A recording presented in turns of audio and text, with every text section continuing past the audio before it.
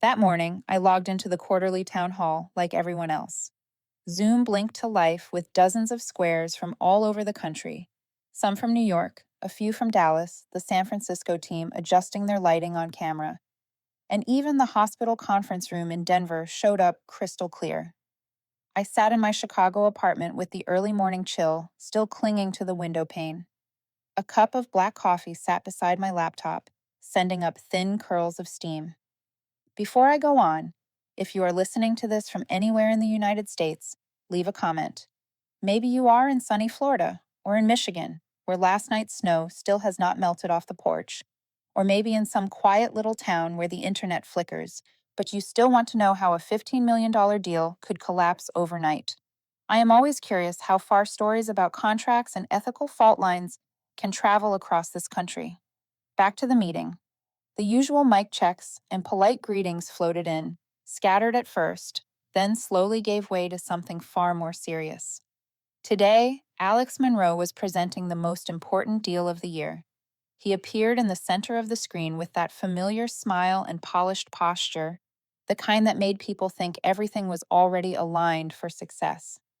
Alex was 36, brimming with confidence, speaking like a host on a high-rated financial network. His slides came in crisp, packed with the usual feel-good buzzwords: growth, long-term strategy, positive impact on the healthcare market.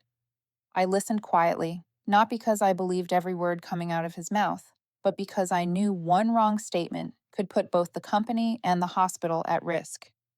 In front of me, beside my coffee, lay the resignation letter I had signed the night before. Next to it was the employee badge I had kept for 12 years and an already loaded virtual background with a single line: resignation effective after today's meeting. I was not in a hurry. I was waiting for the exact moment. Alex kept going, praising the seamless collaboration, insisting every department had aligned with the deal's roadmap. He moved to the approval process slide, his voice steady, like everything was locked in and beyond question. And then he said it. The line I knew he would drop sooner or later. Compliance has fully endorsed this direction. I set my coffee down. I did not need a mirror to know my face was calm. The kind of calm that comes when you already know the ending, and you are just placing the final stone exactly where it belongs. I turned my camera on. My square popped up on the top row immediately. A few faces tilted upward. Someone squinted.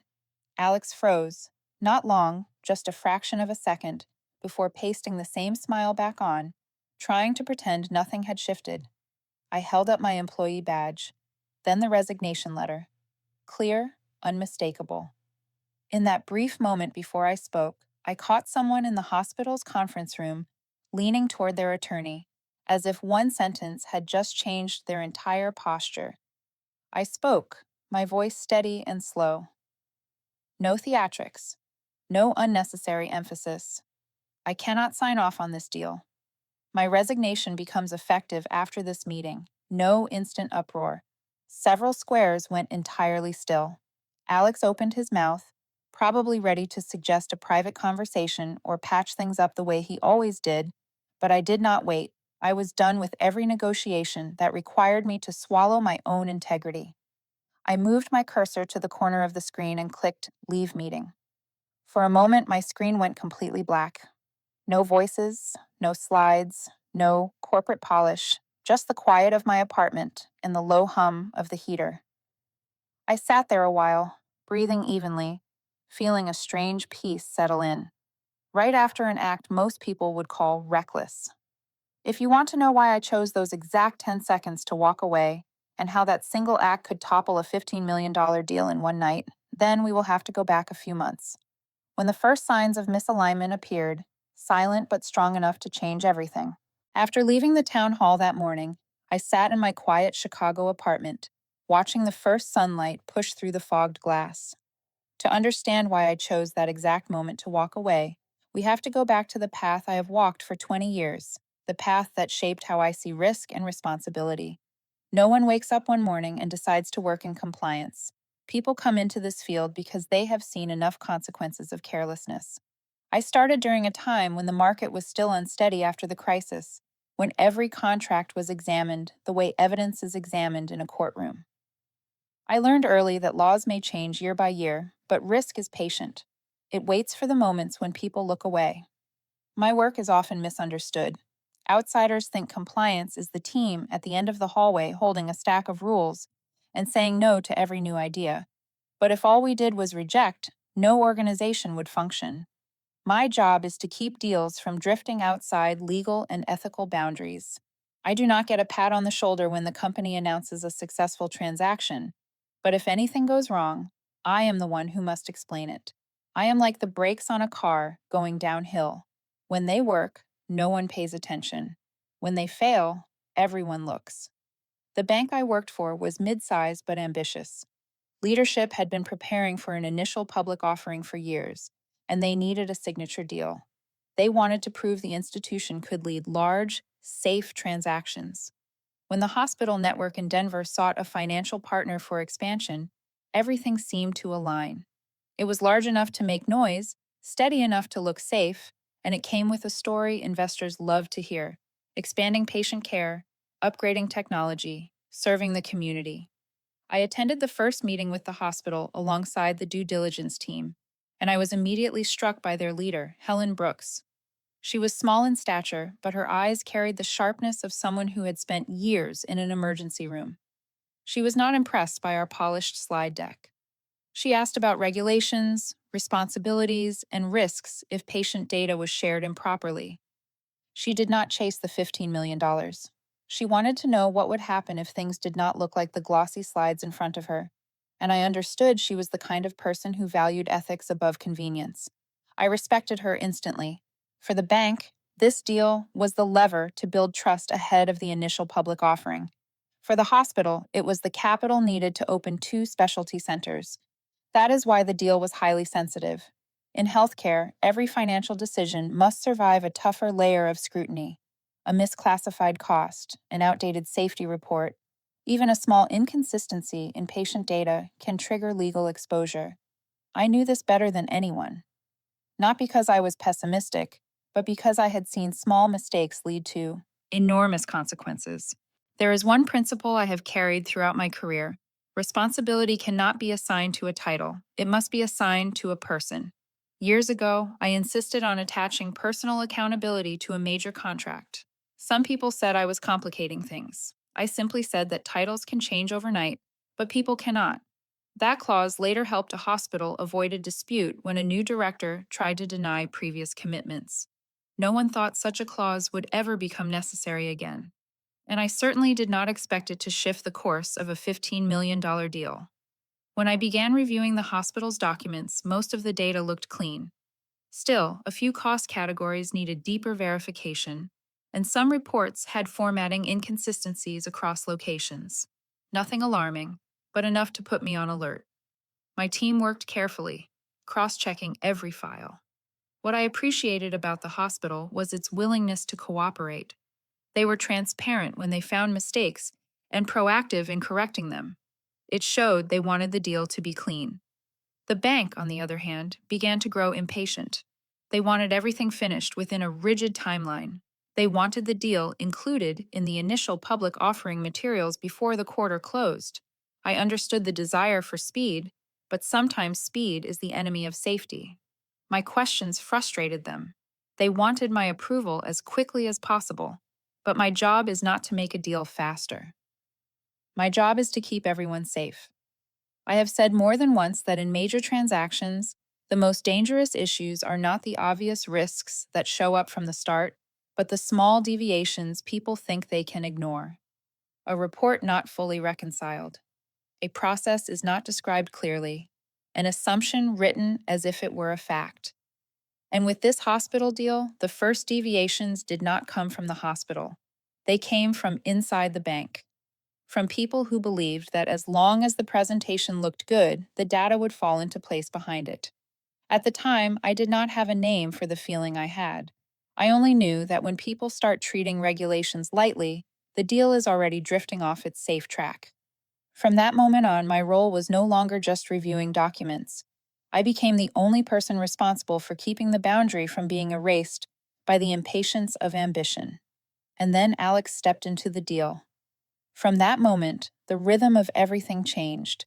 He talked fast, thought fast, and moved fast enough that I knew the upcoming meetings would no longer be simple discussions about risk. There would be battles between responsibility and haste. And unfortunately, I knew exactly which side I stood on. Alex Monroe entered the hospital deal at the exact moment pressure from the board was at its peak.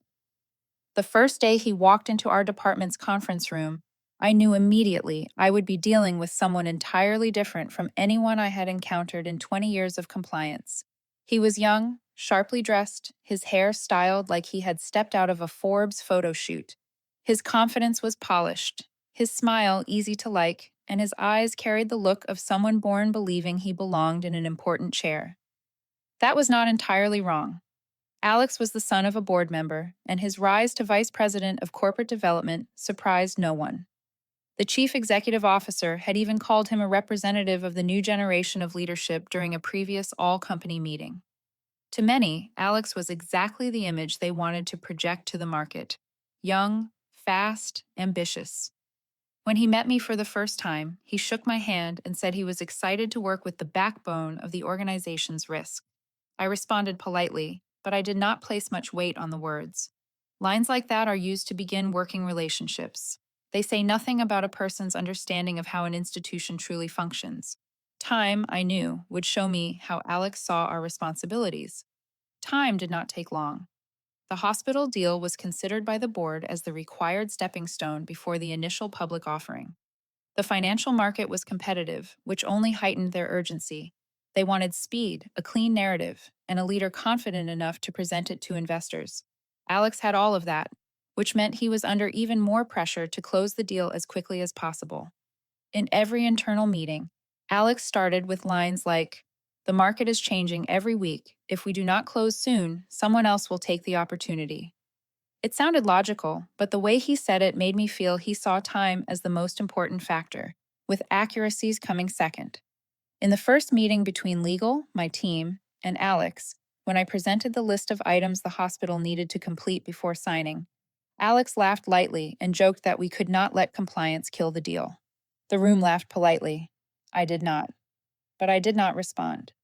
20 years in this field taught me that disregard for rules often begins with jokes. Not because people are malicious, but because they have never seen the real consequences of rushed decisions. From that day on, I watched Alex more closely. The way he built his slides told me how he thought. The slides were beautiful, clean colors, clear charts, neat growth lines. But when compared with the actual data, parts of them were smoother than necessary. A chart had 1 year removed to hide a dip. A metric was rounded up to appear more positive.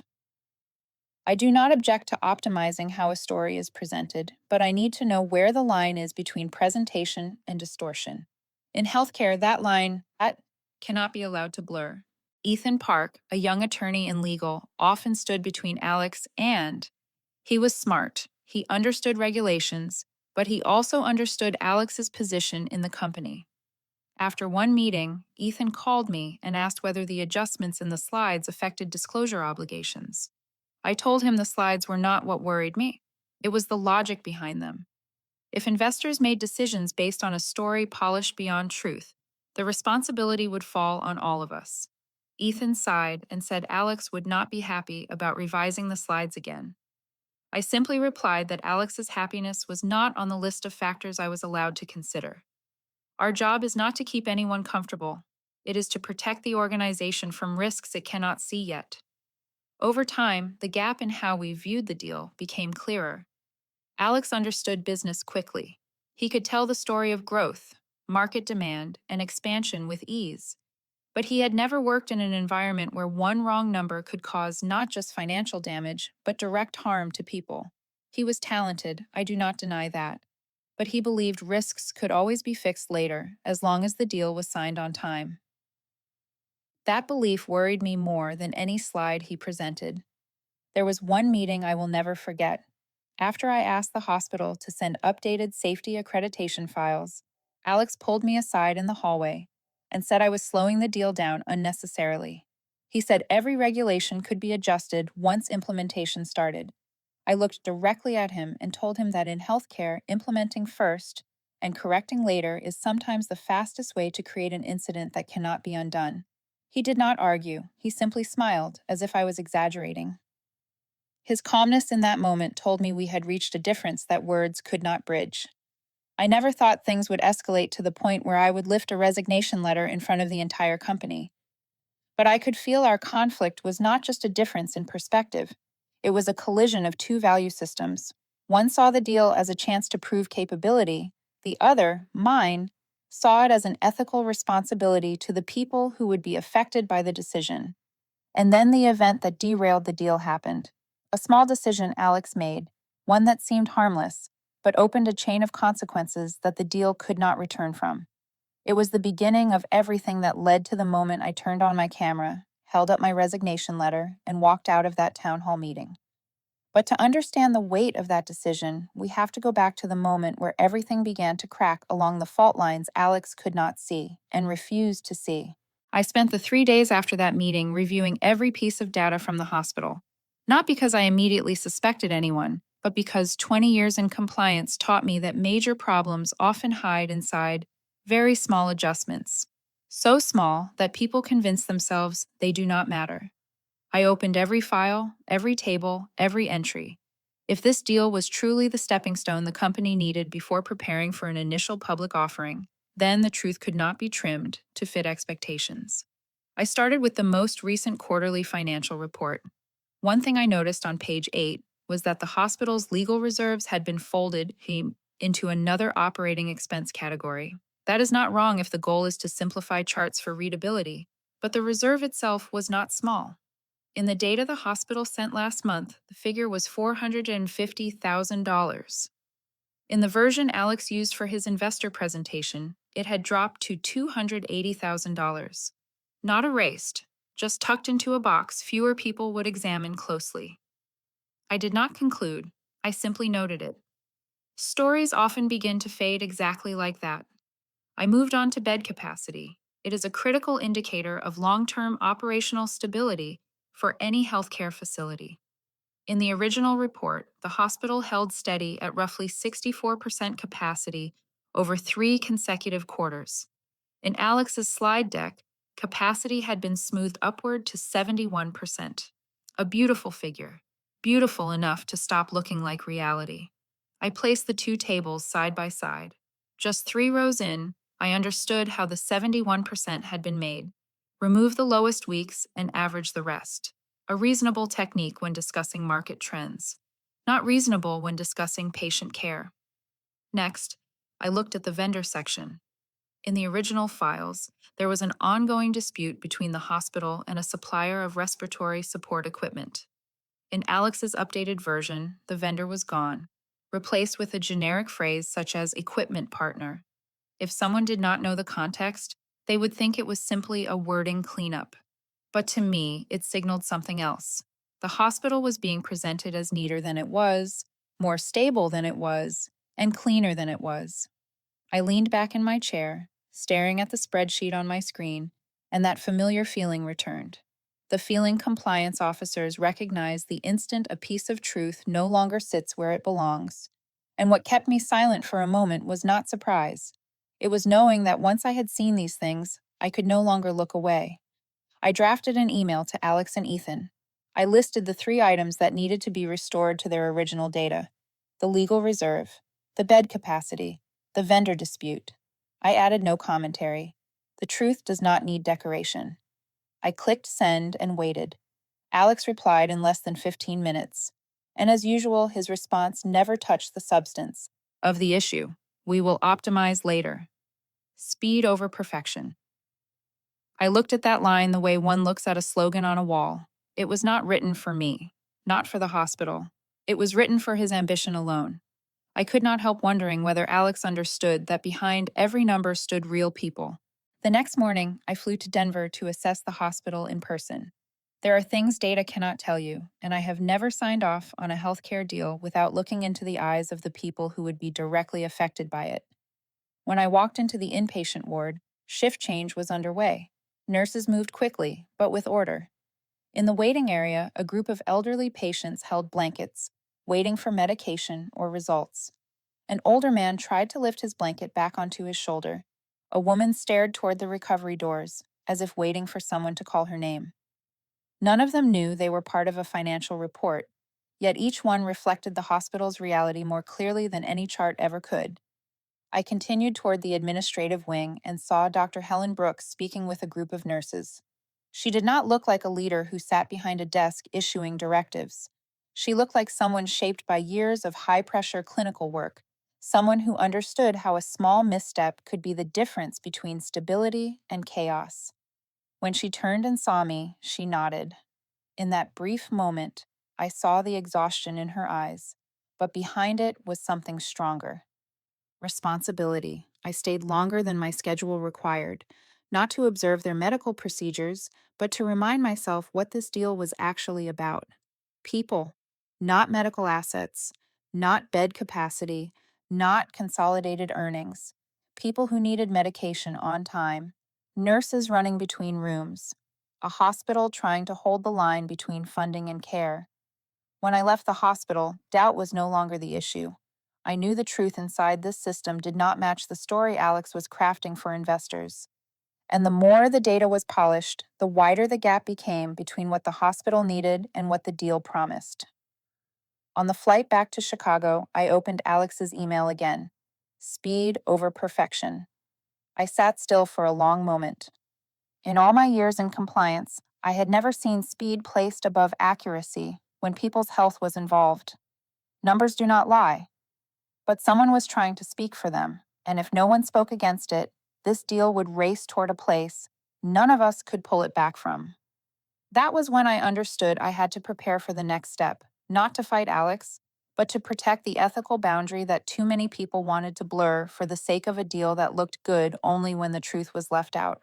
After I returned from Denver, the atmosphere around me at the office shifted noticeably, even though no one said a single word about it.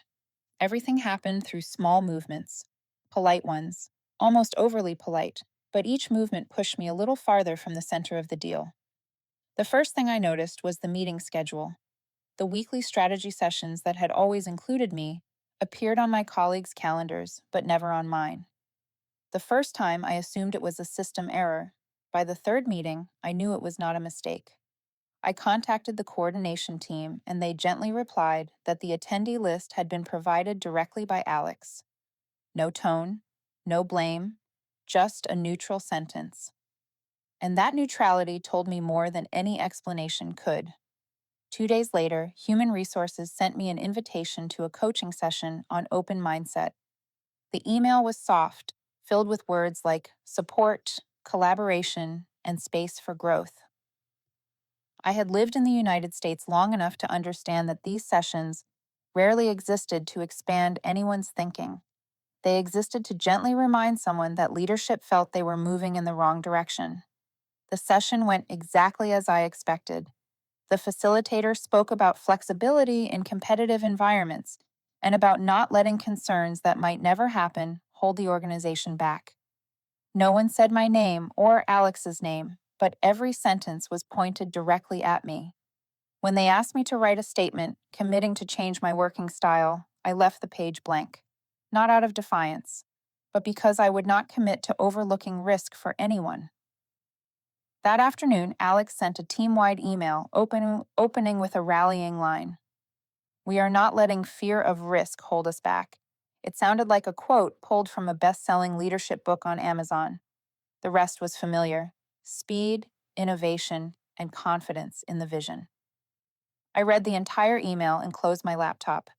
Alex never said outright that I was slowing the deal down, but the number of people replying with fully agree beneath his message said everything about how they viewed my role. In the days that followed, my colleagues continued greeting me politely. No one was disrespectful, but I felt the subtle distance. They remained courteous, but their eyes made it clear they did not want to be seen as standing with the overly cautious side. In the United States, no one wants to get dragged into internal conflict, especially when a multi-million-dollar deal is in its final sprint.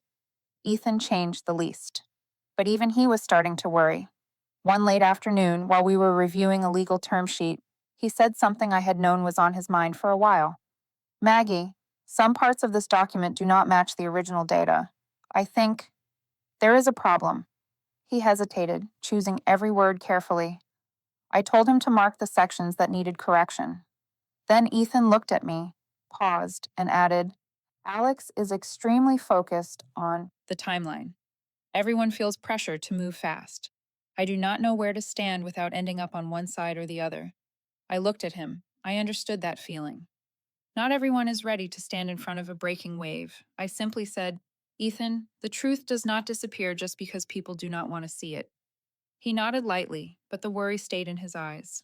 From that week on, I was placed into exactly the role Alex wanted, a check-the-box compliance officer. A packet of documents would show up for my review only after all decisions had been made, meetings held, and key points finalized. I was asked to sign off at the very end, even though I had not participated in a single minute of the process that led to it. In one internal meeting, I arrived on time and found that the main discussion had already happened. Alex smiled and said, We handled that already, Maggie. We just need your signature at the last step. His tone was polite and firm, leaving no room for dissent. That was American gaslighting. People push you aside with kindness, not shouting. I saw colleagues drop their gaze to their laptops each time I spoke, not because they were rude, but because they feared Alex's glance. They feared being seen as supporting risk if they stood with me, and I did not blame them. This happens in any organization when a major deal is on the line. People choose their own safety. One afternoon, after receiving an important document I had never seen in its initial form, I stayed in the empty conference room. Light reflected across the long table. I looked at the first page, then at the signature line, waiting for my name. They needed that signature to prove they had followed the correct process, but they had intentionally kept me out of that process from the start. This is the kind of injustice that often enrages American audiences. The injustice was delivered in soft language. No one insulted me. No one silenced me. No one said I was wrong. They simply built an invisible wall around me and insisted it was my new workspace. They wanted me to stand still in the role they had designed, a compliant clerk, someone who asked no questions. But I have never been someone who signs to get things over with, and they did not know I had been documenting everything. Emails, meeting schedules, removed sections, altered sections, renamed sections. I did not document to threaten anyone. I documented to keep the truth in the place it belonged, in case someone later tried to rewrite the story into something more convenient. When I stepped out of that conference room, I knew one thing. This isolation was not accidental. It was the warning sign that the deal had entered dangerous territory where people wanted speed badly enough to leave the truth behind. And because of that, I began preparing for something no one in the company believed I would ever do. Because if they had already decided to silence my voice, then I had to find a way to make sure my voice was not lost entirely. That night, the house was quiet, but my mind was not. I sat at my desk surrounded by stacks of open documents I had not yet closed. In 20 years of compliance, few deals had unsettled me the way this one did. Not because of the numbers, but because I knew there were patients, nurses, and physicians behind every piece of data Alex was trying to optimize. I reopened the original contract between the bank and the hospital system, the kind of contract most people leave entirely to legal. But I do not leave anything to chance when I have doubts. This contract had been updated over the years through multiple addenda, and if anything important had been forgotten, it would be hidden there. I turned each page until my hand stopped at the compliance responsibility section, a section I remembered discussing in great detail. And then, right in the middle of page 36, I found the clause I had forgotten existed. A simple clause, but one with more weight than any slide Alex had ever shown. The designated compliance officer is named Margaret Lane. If this individual resigns before the agreement is signed, the hospital may withdraw from the deal without penalty. I read it again. Not because it was hard to believe, but I needed to be sure I understood it correctly. I remembered that negotiation years ago. The hospital wanted assurance that its risk oversight would not change midstream. They wanted responsibility tied to a real person, not a title that could be replaced, and I had agreed to put my name on it. I never imagined that clause would return to find me 5 years later. My first reaction was not shock. It was quiet. The quiet that comes when someone realizes they stand at the intersection of ethics and consequence. I understood immediately. If I signed the documents Alex was pushing toward me, I would become the official witness to this deal. If I resigned before signing, the hospital had the right to walk away instantly. And they would. I knew that. I called an old friend who had spent years at the Securities and Exchange Commission. I described the clause, my voice steadier than I expected.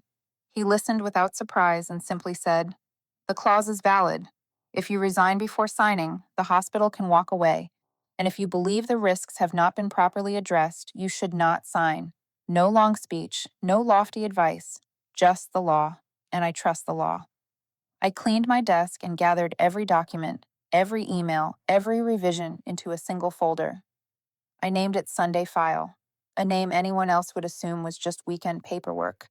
In reality, it was the only shield I had, not to threaten anyone, but to preserve the truth in case someone later tried to reshape the story into something more convenient. The next morning, Ethan stopped by my desk with an expression I had never seen on him. "Maggie, I checked the original contract. There is a section on compliance responsibility that relates to you." I nodded. "You should read the addendum carefully, especially the page with my name on it." Ethan stood there for a moment, debating whether to ask more, but he eventually walked away, silent. I knew that silence. It was the moment someone began to understand that the picture is far bigger than they thought. Meanwhile, Alex pushed the timeline even harder. Emails arrived nonstop. Final versions were sent 3 times in one day. Each time he passed me in the hallway, he wore the same polished business smile, but the rush in his eyes was unmistakable. He had already wagered everything on this deal, and in his mind, I was nothing more than the final signature. Not the person who understood the substance of what he was pushing, but my name was on the very clause that could break everything. On Thursday afternoon, Alex sent the final document and asked for my signature by noon the next day. I opened the file and stared at the line waiting for me. Margaret Lane, Compliance Officer. I set my pen down, then picked it back up. I thought of the elderly patient in the hallway in Denver, the exhaustion in Dr. Helen's eyes, the silence on Ethan's face when he realized the data had been altered. I thought of human resources urging me to adopt an open mindset, the edited meeting schedules, the email where Alex declared that fear of risk would not hold us back. And I thought, if I sign this, I become part of that blindness. I stood up and walked out of my office, moving more slowly than usual, not out of hesitation, but because I wanted to feel this moment fully. A strange blend of lightness and weight. Light because I knew what I had to do. Heavy because I understood this choice would turn the entire deal in a direction no one expected. That night, I wrote a single line in my work journal. I will not sign, and if necessary, I will walk away to keep the truth where it belongs. I put my pen down, closed the journal, and knew that from this moment forward, everything had changed. And the clause they had forgotten, the clause with my name on it, would soon wake every one of them from the dream of speed Alex had built. On the morning of the town hall, I arrived at the office earlier than usual, not because I was worried, but because I wanted everything to unfold cleanly, on time, without a single misstep. I set my bag on the desk, opened the drawer, and took out the resignation letter I had printed the night before. 1 page, signed neatly at the bottom corner. I placed it beside my laptop, not hidden, not displayed. It simply sat there like a conclusion, waiting for the exact moment it was meant to be revealed. I opened Zoom 15 minutes early to check the virtual background. Just a plain black screen with the small line I had prepared. Effective upon conclusion of the meeting. No one would notice while my camera was off. But once I turned it on, they would see it clearly, like a period at the end of a sentence. At 9 o'clock, the town hall began. The chief executive officer opened with the confident smile he reserved for symbolic occasions. "Today," he said, his voice deep and steady, "we arrive at the biggest milestone of the year, the company's most important deal of the decade." The squares on Zoom lit up. I saw Alex appear in the second row wearing a light shirt and a perfectly straight tie, the triumphant smile of someone convinced this was his day. A few seconds later, the hospital's feed appeared. Dr. Helen and her attorney. Both kept their expressions tight and unreadable. I knew people like them. They do not trust pretty slides. They trust people. When the chief executive officer finished his introduction, Alex shared his screen. The familiar slide deck appeared. Bright colors, rising charts, and the phrase strategic integration plan across the top. He spoke with confidence, crisp and polished, and he did not forget the line that told me it was time. From compliance, we have received full approval. The sentence was not loud, but it landed in my ears like a stone breaking the surface of still water. I sat up straight. No anger, no trembling hands, just absolute clarity. Dr. Helen tilted her head at the line. Her attorney looked down at his notes. Small reactions, but enough for me to know this was the moment. As Alex flipped to the next slide, I turned my camera on. The action made no sound, but its effect was immediate. The squares on the screen froze for a breath, as if all 90 people on the call forgot how to inhale. I looked directly into the camera. No smile, no lengthy explanation. Against the black background behind me, the line was effective upon the conclusion of the meeting glowed clearly. I raised the resignation letter high enough for everyone to see, then set it next to my employee badge. My voice was as calm as reading an internal memo. I am Margaret Lane, the compliance officer named in the addendum of this agreement. I do not approve of this deal, and this is my resignation, effective upon conclusion of this meeting. No sound followed. No one moved fast enough to react, just silent squares reflecting the white light of their screens. I saw Ethan in the bottom row. His face drained instantly. He understood. In that single moment, he understood everything. Clause 36C. The way Alex bypassed me, and the irreversible consequences. In the top right corner, the general counsel leaned forward, squinting at the line behind me. He said nothing, but his face said everything. He knew the clause, and he knew the company had just entered a situation with no quick exit. Alex broke the silence first. He leaned in, his smile stretched thin. "Margaret," he said, his voice struggling to stay light, "we can discuss this privately. There is no need." I did not let him finish. I answered with one clean line. "There is nothing to discuss. I do not approve."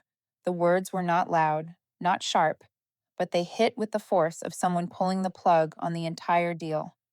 I saw the look in Dr. Helen's window on the left. She was not surprised. She simply nodded once, very slightly, as if confirming something she had suspected all along. The chief executive officer blinked rapidly. Someone turned off their camera. Another person muted and unmuted in confusion. This was not the moment the company had prepared for ahead of the initial public offering. This was the moment they realized everything had been built on a false assumption. I said nothing more. I did not need to. I raised my hand, clicked leave meeting, and in a breath, the entire Zoom screen vanished, replaced by the muted gray of my desktop. The moment I exited the call, a chain reaction began. All of it was recorded on Zoom. Every glance, every hesitation, every attempt to hide the rising panic. A video that, if played back slowly, could almost let someone hear the free fall of a $15 million deal. And I simply sat in my office, my hand resting quietly on the desk, knowing I had done the only thing my ethics would allow. After I left the town hall, the office building was still lit the way it was every day. But inside, it was a silent kind of chaos only large financial institutions know how to create. A $15 million collapse makes no sound, but anyone who has witnessed one can recognize the feeling it leaves behind. A cold spine, a clenched jaw, glances that shift too quickly in the wrong direction. Alex was the first to react. He called an emergency meeting 10 minutes after the town hall, pulling in anyone who could be gathered. I was not on the list, of course, but what unfolded after that came back to me from different people, and every version shared the same tone. Chaos edged with desperation. Alex stood at the head of the table, his usual confidence gone. "Maggie acted emotionally," he said. "We can regain control of this." He spoke fast, spoke long, trying to rebuild the image of a steady leader. But no one in the room believed him. More accurately, no one dared believe him. The general counsel opened his laptop and pulled the contract onto the screen. No, he said, slow and measured. The clause binds Maggie by name. There is no valid replacement. If she resigns before signing, the hospital has the right to withdraw immediately. No one argued. No one asked questions. They simply looked at each other with the eyes of people realizing they had walked into a room where the fire alarm had been blinking for a long time. Meanwhile, from a far corner of the office, Ethan opened the Sunday file I had suggested he read. He expected nothing more than a few compliance notes, but when he opened it, page after page of emails, altered data sets, ignored warnings, and the contract with the personal withdrawal clause began to unfold. He told me later that his hands shook as he scrolled, not because he feared I was wrong, but because he knew I was right, and he knew this deal had never had a chance of standing. That same evening, the hospital held its own meeting. Once the town hall video and the report I had submitted were reviewed, Dr. Helen's attorney needed less than 10 minutes to deliver the conclusion. We have the right to withdraw, and we should. It was not angry, not emotional, it was simply a professional assessment. And it was also a verdict for the bank's lack of honesty. That night, the hospital convened a closed meeting. Dr. Helen sat at the head of the table, her hands clasped. There are two issues, she said. One, the data presented does not match what we provided. Two, they dismissed the patient protection clause we required. Neither of those is acceptable. Someone asked whether the bank should be given a chance to explain. The attorney shook his head.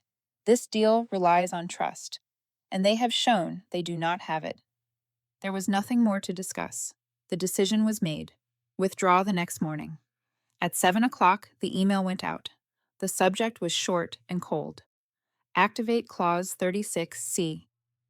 Withdrawal from agreement. One line. No justification. No negotiation.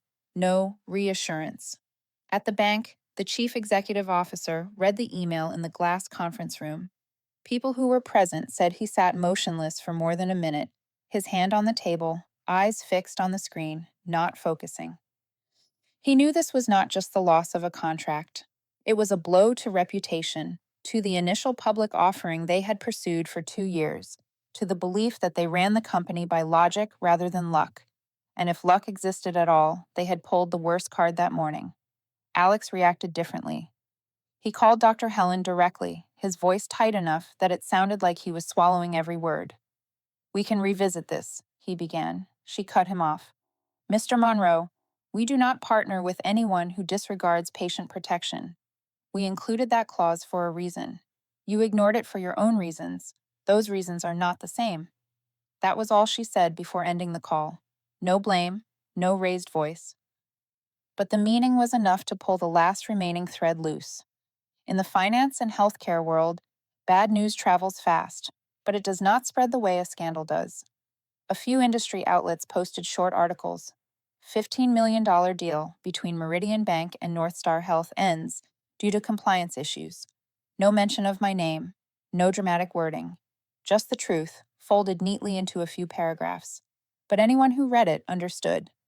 A flawed deal will collapse long before anyone can build scaffolding around it. As for me, that morning passed like any other. I made coffee, watered the plants on my balcony, and then sat at my desk to review documents for a new project I had agreed to advise. My phone buzzed constantly, but I did not answer. I did not need to. Everything that needed to be said, I had said in 3 sentences at the town hall. And everything else, Clause 36C had said for me. The funny thing is, in all my years of compliance, I never imagined I would be the one to trigger a clause worth $15 million. But when it happened, I did not feel like the person who caused the fall. I felt like the one who pulled the boundary back to where it belonged, after others had pushed it for their own gain. And once the boundary returned to its rightful place, the deal collapsed on its own. Some people would call that satisfying. I do not. I call it gravity. Things that cannot stand will eventually fall. And this time, all I did was turn off the fan so the wind would not keep them upright a moment longer. News of the hospital's withdrawal spread inside the company faster than the emergency meeting Alex had pulled together. By the second Monday after the town hall, an internal email appeared in the familiar tone. neutral, gentle, carefully avoiding the word consequence at all costs. The opening line stated that Alex Monroe would be temporarily stepping away from his role to support the internal review process. 3 days later, another email arrived. Alex was leaving the company to pursue other opportunities. In finance, that phrase is nearly identical to saying the door has closed and no one is holding the key anymore. Some colleagues said that when Alex packed his things and walked out of the building, he no longer wore the confident leader's smile he was known for. Only exhaustion remained. Some felt sorry for him. Some said he paid the price for moving too fast. As for me, I simply thought this. Everyone learns their limits at some point. He learned it the hard way. The company, however, did not walk away so easily. Their credibility was shaken, forcing them to review every process: compliance, internal audit, and the way leadership examined data before presenting it to partners. People who once saw me as a speed bump began mentioning my name with a kind of respect. A few sent quiet messages of thanks, admitting they had sensed something wrong but had not dared to speak. They owed me no apology. Everyone was trapped in the pressure of the workplace. The only difference was that I had Clause 36C standing behind me. I spent the next few weeks at home, not hiding, breathing. When you have spent 20 years in a world built around risk, you get used to tension as a companion. But after the town hall, the quiet took on a different shape, wider, deeper, enough to make me ask the question many people reach at 45. What do I want to do with the rest of the path ahead? I evaluated my finances, my health, and the things I had postponed for work. For the first time in years, I did not check my email the moment I woke up, and that felt like a luxury I had earned. One afternoon, I received an email from a small investment fund that supports community health initiatives. Not flashy, not loud like the large corporations, but the tone of the email made me stop longer than usual. The head of the fund wrote, "We want to work with someone who knows how to say no when necessary." In community healthcare, people's safety is not negotiable. It was an invitation I did not need to think long about. Not because it was grander, but because it was right. I agreed to serve as an advisor. The work was not noisy, but the value was unmistakable. For the first time in many years, I felt my ethical boundaries did not have to fight to exist. They were honored as they should be. And that is what I want to say to you, wherever you are listening from across the United States. If you have ever faced a signature that made your stomach turn, remember this. Sometimes, the greatest power is not in the act of signing. It is in having the courage not to. Refusal is not weakness. It is the mark of someone who understands the cost of closing their eyes and going along. I believe many of you hearing this have been in similar places, pushed aside, misunderstood, pressured by people who wanted to outrun the truth.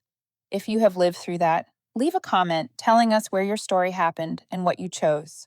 I want to hear from you, and I believe others want to hear too, because stories about holding the line between right and wrong never belong to just one person. If you appreciate stories where ordinary people protect what is right in environments built on pressure, subscribe to the channel. Next time, when I tell you about another signature or another boundary someone had to defend, you will be in the front row. Thank you for listening all the way to the end.